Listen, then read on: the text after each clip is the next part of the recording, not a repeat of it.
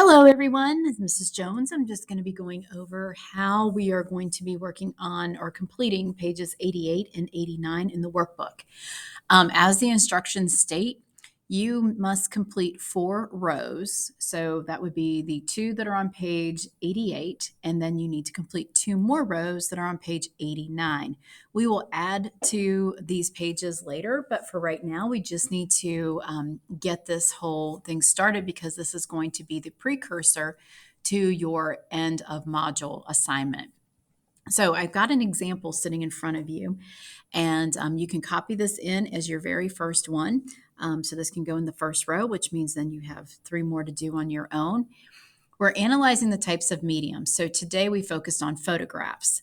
Yesterday we focused on speeches, and we've always been focusing on text. And we're talking about how those mediums communicate ideas to people. What are the advantages? What are the disadvantages? Is one better than the other, and why? So when we're looking at Little Rock Girl 1957 photograph, this is an example of how to complete their first row. You can pause the video and copy this down so that you have a nice solid example in your workbook, because this is the expectation for the remainder of the pages. We will have plenty of time to find more information, because if you go through the workbook, you'll notice that this continues on to page 90. So for instance, the first type of medium we're going to focus on for today is Little Rock Girl 1957, and the type is photograph. We're looking at a photograph. So next column is text evidence. You need a quote or gist and a page number. Yes, those page numbers are important. So the text evidence for this is Count's photo of Elizabeth Eckford heckled by Hazel Bryan on the first day of school. Also happens to be the front cover of our book. That can be found on page 6.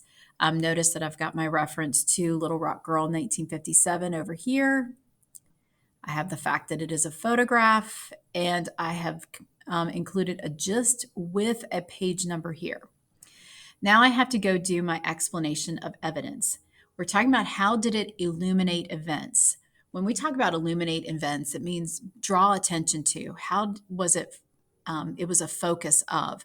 So think about illuminating, shining light on something. So how did this shine light on the events that were happening? How did it put a focus on it?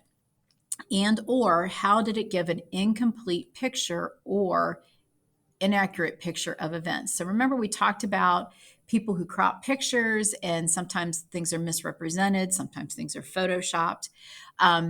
So you're going to be analyzing the image. Do you think it was accurate? Do you think it was an accurate depiction of what happened? And how did it, if so, how did it help illuminate events? How did it help tell the story? So notice we have an explanation as in complete sentences here. So that would be the expectation. So the explanation is the photo became international news and shaped the opinions of people living outside the southern United States.